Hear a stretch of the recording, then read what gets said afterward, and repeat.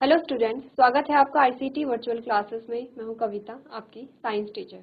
उम्मीद करती हूं आप सभी अच्छे होंगे और स्वस्थ होंगे। क्लास कंटिन्यू करेंगे अपना चैप्टर जिसमें हम बात कर रहे हैं टिश्यू के बारे में। और अभी तक हमने टिश्यू के बारे में समझा है, उनकी डेफिनेशन समझी है। और टिश्यू जो है हमने कहा ग्रुप ऑफ सेल्स होते हैं जिसमें सारी सेल्स मिल करके एक पर्टिकुलर फंक्शन को परफॉर्म करते हैं। तो आगे बढ़ते हैं और आपके पास जो इंट्रोडक्टरी पार्ट आया है, जो टॉपिक्स आपने कवर किए हैं, आप लोग एक बार देख लेंगे। टाइप्स ऑफ टिश्यू में हम दो प्रकार की टिश्यू की बात करेंगे, प्लांट टिश्यू और एनिमल टिश्यू, जिसमें सबसे पहले हम डिस्कस कर रहे हैं प्लांट टिश्यू को।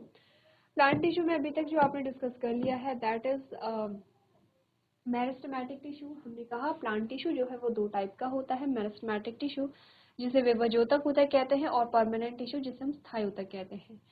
आते हैं अभी विभजोतक ऊतक यानी कि मेरिस्टेमेटिक टिश्यू पे, जिसमें आपने तीन प्रकार के जो मेरिस्टेमेटिक टिश्यू हैं वो देखे हैं। आपने कहा तीनों का जो यहाँ पर एक एम है वो है ग्रोथ, लेकिन तीनों डिफरेंट है अकॉर्डिंग टू लोकेशन। ठीक है, लोकेशन के आधार पे तीनों क्या है, अलग अलग है। एपिकल मेरिस्टेम जैसे कि आपने कहा शूट की लेंथ को बढ़ाता है यहाँ पर, ठीक है। और आपके जो लेटरल और इंटरगैलरी मेरिस्टेम है यहाँ पर, वो क्या करेंगे, यहाँ पे स्टेम की लेंथ और जो शूट की थिकनेस है वो बढ़ाएंगे। तो एक डायग्राम हमने यहाँ पर देखा था जिसमें हमने बात की थी कि एपिकल मेरिस्टेम क्या करेगा, यहाँ पे ऊपर की लेंथ को बढ़ाएगा। इंटरकैलरी मेरिस्टेम क्या करेगा, यहाँ पे जो इंटरनोड है, इंटर नोड है उनकी लेंथ को बढ़ाएगा। और जो लेटरल मेरिस्टेम है वो क्या करेगा, जो स्टेम है स्टेम की जो थिकनेस है वो क्या करेगा, थिकनेस या स्टेम की जो विड्थ है उससे बढ़ाने में हेल्प करता है। प्रीवियस लेक्चर में हमने ये तीनों चीजें पढ़ ली थी, ठीक है। और इसी के साथ साथ आपने तीनों का एक डिफरेंस भी देख लिया था। आगे बढ़ते हैं और आज का जो हमारे पास टॉपिक आता है उसमें हमसे पूछा गया है कि why are there no vacuoles in the intercalary meristem. या फिर मेरिस्टेमेटिक टिश्यू में सिर्फ इंटरकैलरी मेरिस्टेम नहीं बल्कि पूरा मेरिस्टेमेटिक टिश्यू को अगर हम देखें तो उनमें वैक्यूल नहीं पाए जाते हैं। वैक्यूल जो प्लांट सेल के इंपॉर्टेंट क्या होते हैं, ऑर्गेनेली होते हैं। ये प्लांट सेल है आपके पास इस प्रकार से, ठीक है। और ये पूरा आपके पास क्या आता है, वैक्यूल आता है। ये पूरा वैक्यूल आता है। आपने कहा वैक्यूल का फंक्शन है, क्या काम है, संग्रह करना। भोज्य पदार्थ से लेकर के आपने कहा जो वेस्ट मटेरियल होता है या जो पानी होता है, सभी चीजों का संग्रह करता है और पौधे को टर्जिडिटी प्रोवाइड करता है। In case of cell division, यहाँ पर अगर सेल डिवीजन होती है तो सेल डिवीजन में क्या होता है, सेल डिवाइड होगी टू इक्वल हाफ में। In case of cell division ये जो वैक्यूल है ये क्या करते हैं, एज अ बैरियर काम करते हैं। इसीलिए जो डिवाइडिंग सेल्स होती हैं जिनमें विभाजन होता है उन कोशिकाओं में वैक्यूल ना के बराबर यहाँ पे पाए जाते हैं। ठीक है, तो सिंपल सा आंसर है, इसे हम पहले भी डिस्कस कर चुके थे। पढ़ लेते हैं। Why are there no vacuoles in the intercalary meristem, यानी कि इंटरकैलरी मेरिस्टेम में रिक्तिकाएं क्यों नहीं पाई जाती हैं। आपने कहा vacuoles are responsible for the storage of food in the water। आपने कहा राजधानियां पानी में भोजन के भंडारण के लिए जिम्मेदार होती हैं। The intercalary tissue do not store them। Intercalary ऊतक में क्या होते हैं, जो vacuoles होते हैं वो नहीं पाए जाते हैं। They are rather responsible for manufacturing them। वे उनके निर्माण के लिए क्या होते हैं, जिम्मेदार होते हैं। आपने कहा moreover vacuoles contain a sap which provides a rigidity or turgidity to a cell। This property of vacuoles may not allow the intercalary tissue to divide and manufacture new cells, hence vacuoles are not present in them। आपने कहा इसके अलावा राजधानियों में रस होता है जो कोशिकाओं को कठोरता प्रदान करता है। रिक्तिकाओं की यह जो गुण है, संपत्ति नहीं कहेंगे, ये क्या कहेंगे, गुण। ये जो गुण होता है अंतःकोशिकीय ऊतकों को विभाजित करने और नई कोशिकाओं का निर्माण करने की अनुमति नहीं दे सकता, अतः इनमें रिक्तिकाएं उपस्थित नहीं होती हैं। सिंपल सी चीज है, पढ़नी है आपको, समझनी है, क्योंकि पहले भी हम डिस्कस कर चुके हैं कि इंटरकैलरी मेरिस्टेम में रिक्तिकाएं क्यों नहीं पाई जाती है, क्योंकि क्या करते हैं, सेल डिवीजन में क्या कर रहे हैं, as a hurdle, as a barrier यहाँ पे काम कर रहे हैं। सिंपल सी चीज है, आपको सिर्फ यहाँ पे रीड करनी, तो एक बार आप लोग रीड कर लेंगे।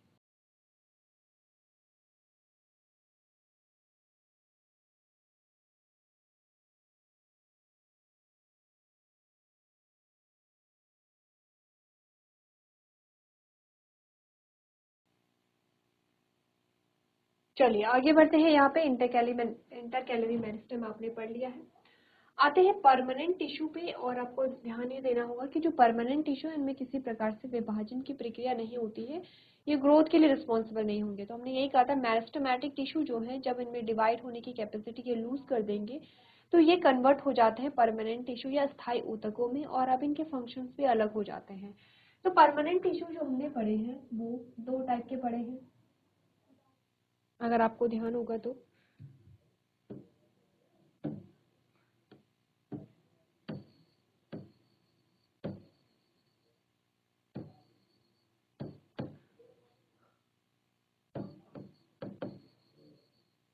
जो परमानेंट टिश्यू है आपका वो दो टाइप का है, एक है सिंपल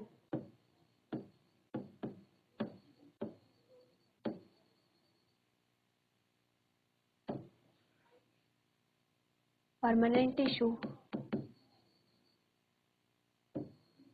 दूसरा है यहाँ पे कॉम्प्लेक्स परमानेंट टिश्यू।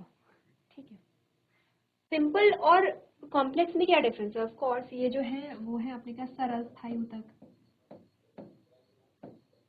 सरल स्थायी ऊतक है आपके, और ये आपके क्या है जटिल स्थायी ऊतक आते हैं। ये कैसे हैं आपके जटिल स्थायी ऊतक है। ठीक है, सरल और जटिल से क्या मतलब है? आपने कहा इस प्रकार के ऊतक एक ही प्रकार से की कोशिकाओं से बने होंगे, जैसे इस प्रकार से आपको जो कोशिकाएं हैं वो एक जैसी यहाँ पर आपको दिखाई देंगी। ठीक है, कुछ इस प्रकार का जो आपके पास समूह आता है, इस प्रकार का जो आपका एक समूह आता है। ठीक है, और जटिल में हमने देखा कि कुछ इस प्रकार की सेल्स होती हैं, कुछ इस प्रकार के सेल्स होती हैं,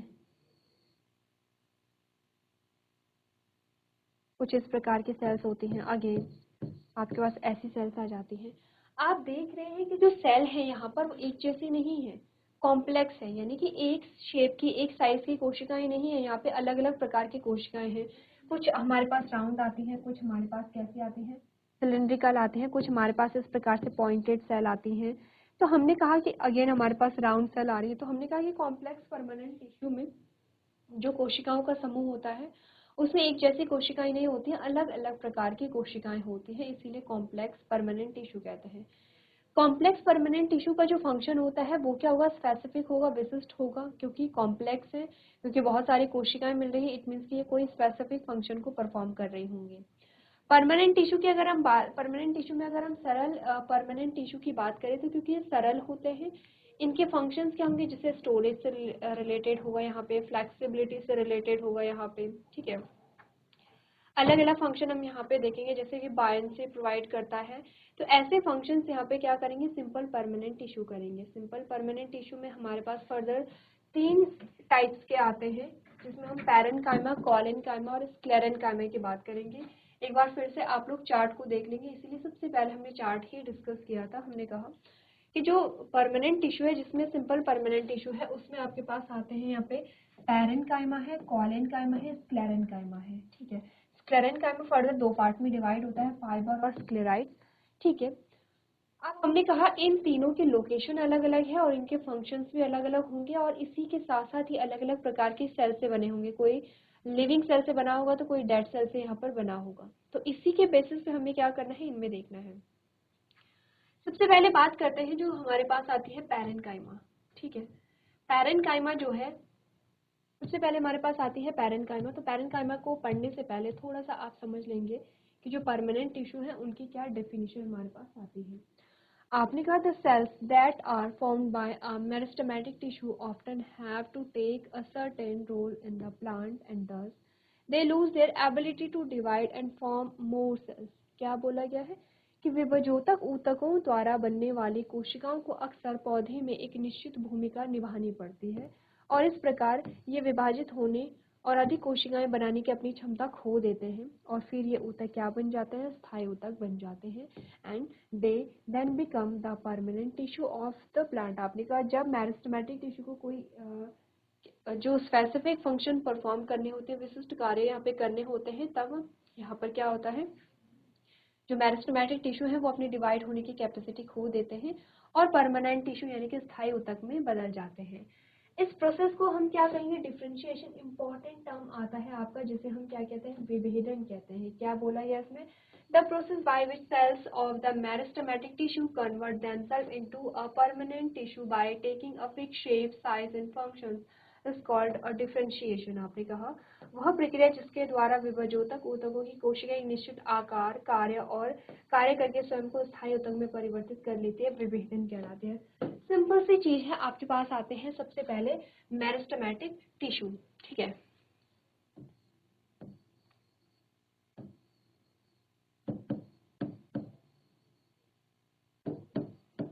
मेरिस्टेमेटिक टिश्यू,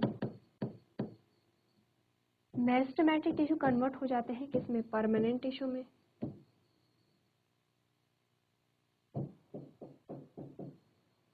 और इसी प्रोसेस को, मेरिस्टेमेटिक टिश्यू का परमानेंट टिश्यू में कन्वर्ट होना ही क्या कहलाता है, डिफरेंशिएशन कहलाता है। क्या कहलाएगा यहाँ पे,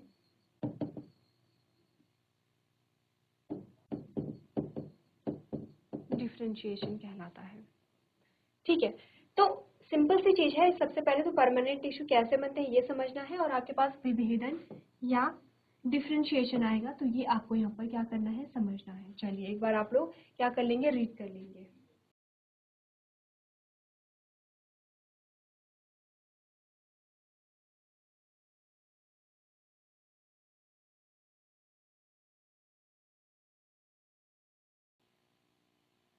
चलिए आगे बढ़ते हैं और बात करते हैं। सबसे पहला जो हमारा परमानेंट टिश्यू है, जिसमें हम बात करेंगे सिंपल परमानेंट टिश्यू की, उसके कैरेक्टर्स देखते हैं। सिंपल परमानेंट टिश्यू में सबसे पहला जो सिंपल परमानेंट टिश्यू है, दैट इज पैरेन्काइमा।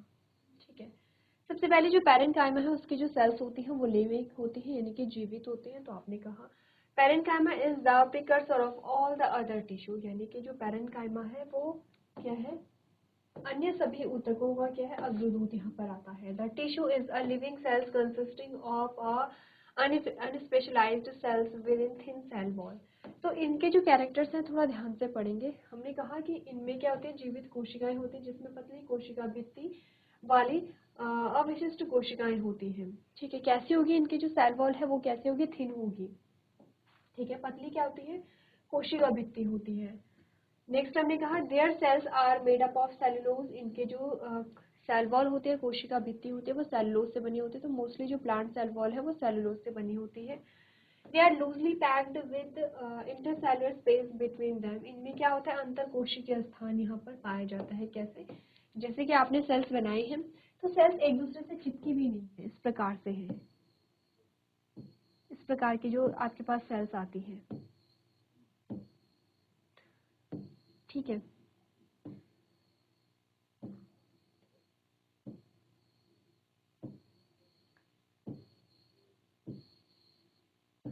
जैसे कि आपको इमेज भी यहाँ पर दिखाई गई है यहाँ पे।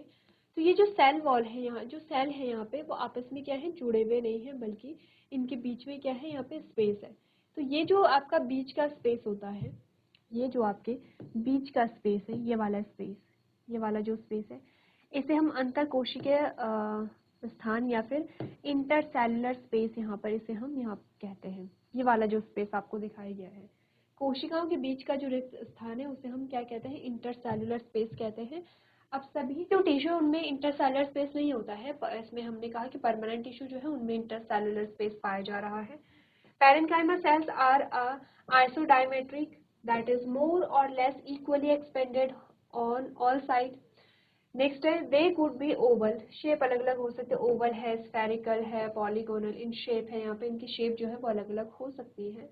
They contain dense cytoplasm with a distinct nucleus and a large central vacuole। ध्यान से समझिए, इनका साइटोप्लाज्म कैसा होता है, डेंस होता है, सघन होता है, डिस्टिंक्ट न्यूक्लियस यहाँ पर होता है, और इनमें बड़े बड़े क्या होते हैं, वेक्यूल्स या रिक्तिकाएं होती हैं, जो कि आपके मेरिस्टेमेटिक टिश्यू में नहीं थी।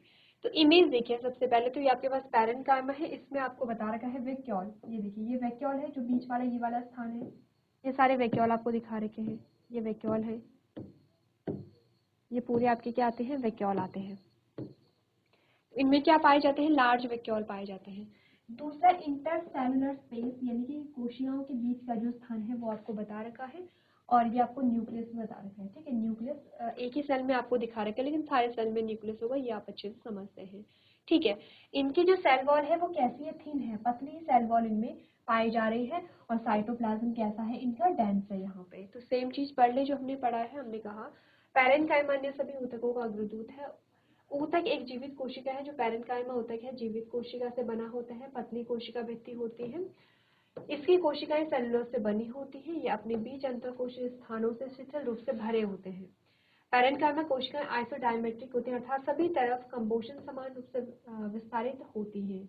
वे आकार में अंडाकार, गोलाकार या बहुभुज हो सकती हैं। इनमें एक अलग केंद्रक और बड़े केंद्रीय रिक्तिका के साथ सघन कोशिका द्रव पाया जाता है, ठीक है।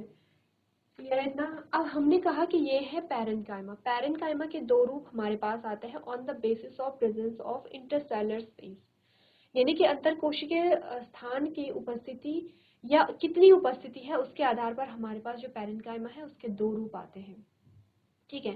पैरेन्काइमा जिसे हम क्या कहते हैं, एक तो एरेन्काइमा है, second on the basis of presence of chlorophyll. Chlorophyll की उपस्थिति और अनुपस्थिति के आधार पे भी हमने कहा एक प्रकार का हमारे पास पैरेन्काइमा आता है, दैट इज क्लोरेन्काइमा। तो पैरेन्काइमा के क्लोरेन्काइमा और एरेन्काइमा दो रूप हमारे पास आते हैं, जिनके बारे में हम बात करेंगे कि ये दोनों पैरेन्काइमा से कैसे डिफरेंट है। तो सबसे पहले पैरेन्काइमा के जो फीचर्स हैं वो पढ़िए, उसके बाद हम बात करेंगे पैरेन्काइमा के जो फंक्शंस होते हैं वो क्या होते हैं। तो बेसिकली पैरेन्काइमा का फंक्शन स्टोरेज का होता है, ये आपको समझना है, और इसी के बेसिस पे आपके क्लोरेन्काइमा बनते हैं। इंटरसेलुलर स्पेस जो है उसके बेसिस पे आपका क्या आएगा, एरेन्काइमा यहाँ पर आएगा। तो डायग्राम आपको बनाने हैं, जैसे आपको यहाँ पे इमेज दिखाई गई है वैसे आपको इमेज बनानी है, ध्यान से देखिए। लेवलिंग आपको सही करनी है, डायग्राम सही बनाना है, एक भी गलत लेवलिंग आपके जो मार्क्स है वो काट सकता है यहाँ पे, तो जल्दी से नोट कर लेंगे।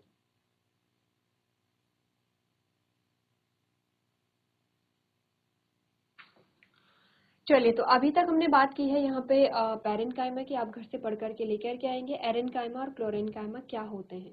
तो आज के सेशन में हम इतना ही करेंगे। अभी तक क्लास में बने रहने के लिए आपका धन्यवाद।